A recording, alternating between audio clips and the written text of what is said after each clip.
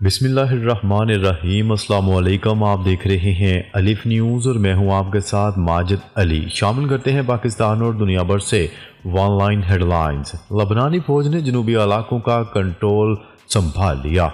लबनान की मुसल्लह अफवाज ने जनूबी कस्बों में नफरी तैनात करने की तस्दीक कर दी। ये पेशरफ्त इसराइली फौज की जनूबी लबनान से इनखला की इतलात के बाद सामने आई हैं। दूसरी जानिब इसराइली वज़ीर दिफा ने धमकी अमेज अंदाज में कहा है कि हिजबुल्लाह ने हरकत की तो इसे निशाना बनाया जाएगा। उन्होंने मंगल को एक्स प्लेटफॉर्म पर अपने अकाउंट पर एक ट्वीट में कहा कि इसराइली फौज की सरगर्मियां हिजबुल्लाह के खिलाफ सख्ती से जारी रहेंगी। एटमी प्रोग्राम पर कोई समझौता नहीं, ईरान की अमेरिका और इसराइल को सख्त वार्निंग। ईरान ने अपने एटमी प्रोग्राम से मुतल्लिक अमेरिका और इसराइल के बयानात पर सख्त रद्द-ए-अमल देते हुए कहा है कि ईरान एनपीटी का रुकन होने के नाते जोहरी तरक्की का मुकम्मल हक रखता है और इस पर कोई समझौता नहीं करेगा। ईरानी वज़ारत ख़ारजा के तर्जुमान के मुताबिक ईरान पुरअमन एटमी प्रोग्राम जारी रखेगा और इस हवाले से किसी भी धमकी या दबाव को खातर में नहीं लाएगा। इसराइली हमले में हमास के अहम कमांडर शहीद। इसराइल ने लबनान में ड्रोन हमला करके फ़लस्तीनी तहरीक मुज़ाहमत के एक अहम जिम्मेदार अबू अमाद मोहम्मद शाहीन को शहीद कर दिया। अल-क़साम ब्रिगेड ने लबनान में अहम कमांडर की इसराइली हमले में शहादत की तस्दीक कर दी। हमास के मुसल्लह विंग ने मोहम्मद इब्राहिम शाहीन की जुरत और बहादुरी पर खिराज तहसीन पेश करते हुए कहा कि इसराइल के खिलाफ मुज़ाहमत में बशमूल गज़ा की जंग के दौरान इनका अहम किरदार और खुसूसी नक्श थे। आबनाए ताइवान से कैनेडियन बहरी जहाज गुजरने पर चीन की मज़म्मत। कनाडा के जंगी बहरी जहाज की आबनाए ताइवान आमद पर चीन ने शदीद गुस्से का इजहार किया है। गैर मुल्की खबरसां इदारे की रिपोर्ट के मुताबिक चीन ने कैनेडियन जंगी जहाज की आबनाए ताइवान में आमद पर गुस्से का इजहार किया।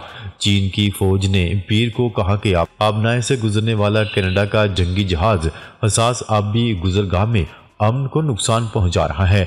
चीनी फौज के तर्जुमान ने बयान में कहा कि कनाडा के इकदामात जानबूझकर मुश्किलात में इजाफा करने और आबनाए ताइवान के अमनो इस्तेहकाम को नुकसान पहुंचाने की कोशिशें हैं।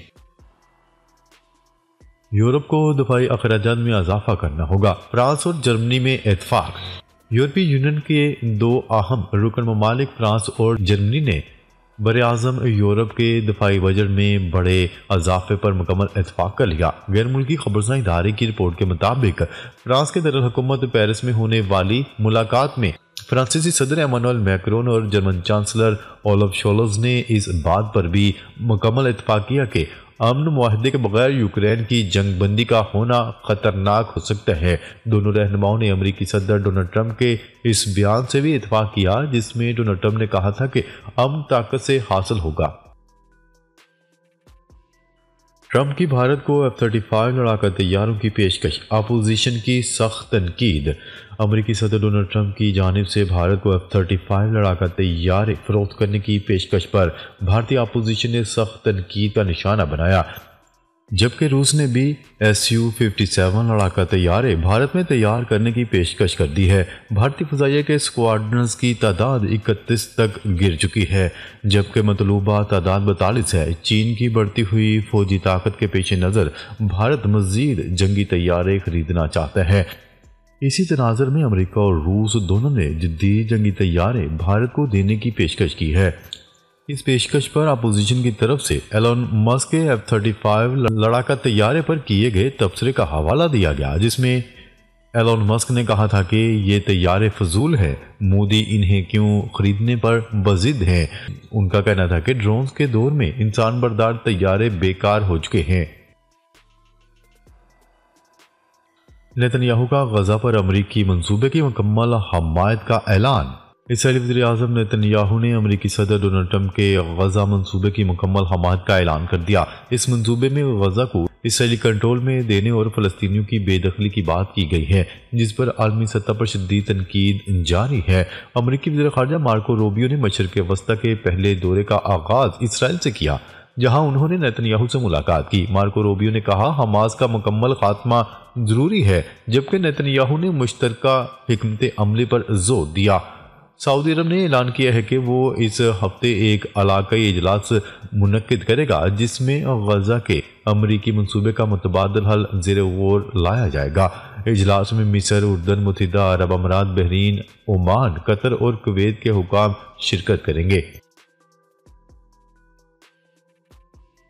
फ़लस्तीनी मज़ाहमती तंजीम हमास रवां हफ्ते 4 इसराइली यरगमानियों की लाशें इसराइल के हवाले करेगा। गैर मुल्की खबरसां एजेंसी की रिपोर्ट के मुताबिक हमास जुमेरात को रेड क्रॉस के जरिए यरगमानियों की लाशें इसराइली हुक्काम सौंपेगा, जबकि हफ्ते के दिन मजीद 3 यरगमानी को रिहा किया जाएगा।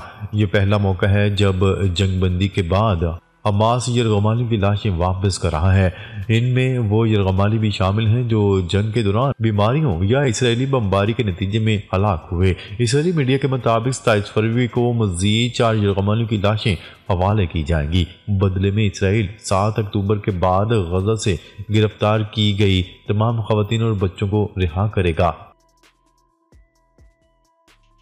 ईरान का हसन नसरुल्लाह के जनाजे में आला सतह पर शिरकत का ऐलान।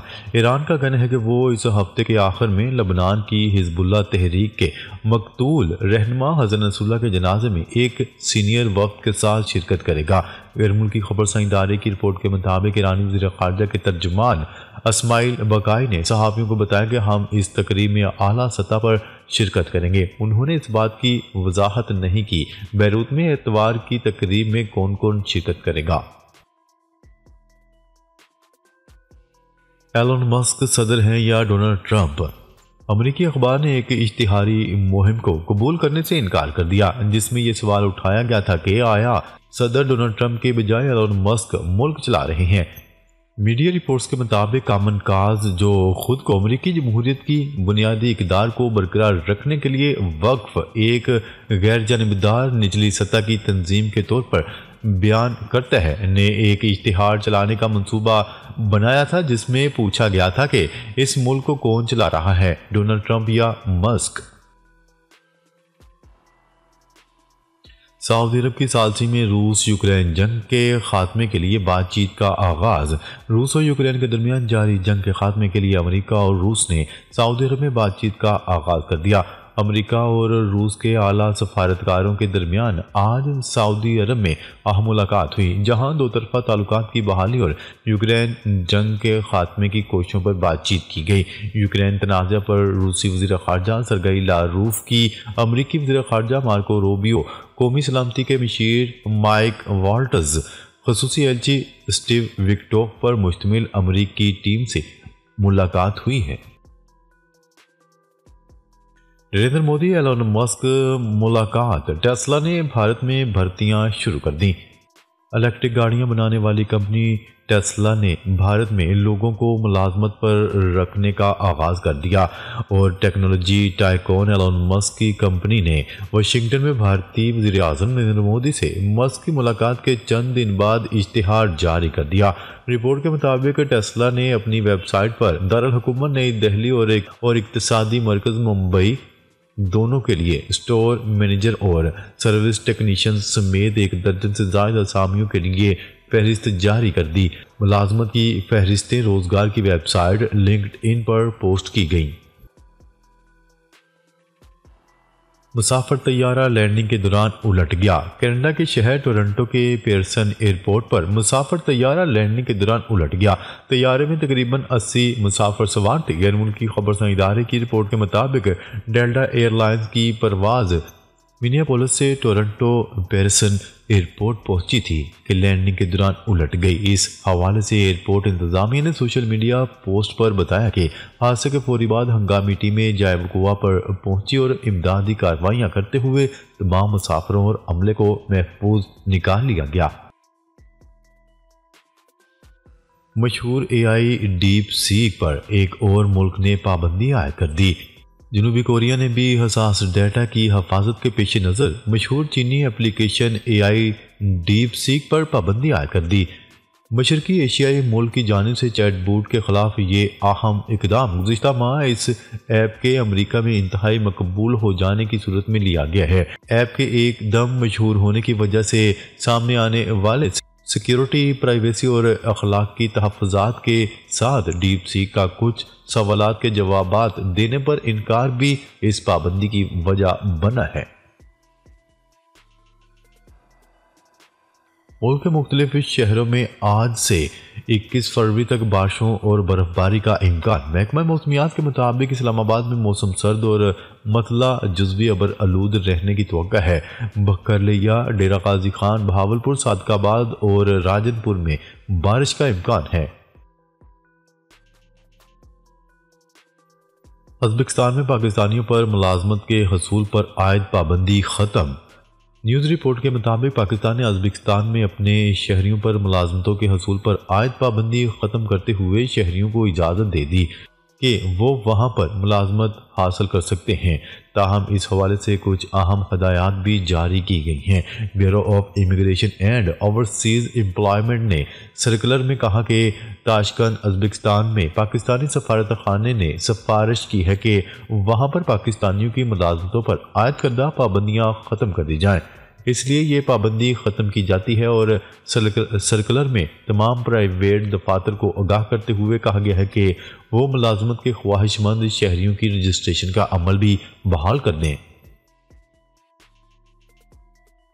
अडयाला जेल की इतराफ सिक्योरिटी हाई अलर्ट, पुलिस ने अजाफी नाके लगा दिए।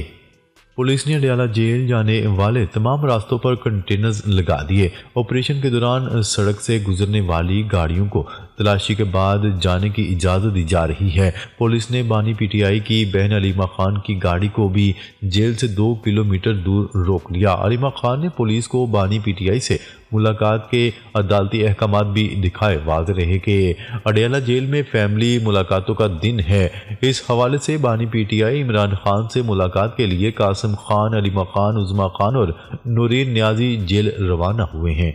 नाजरीन, अब तक के लिए इतना ही। मज़ीद खबरें लेकर बहुत जल्द आपकी खिदमत में हाजिर होंगे। तब तक के लिए अपना ख्याल रखिएगा। अल्लाह निगहबान।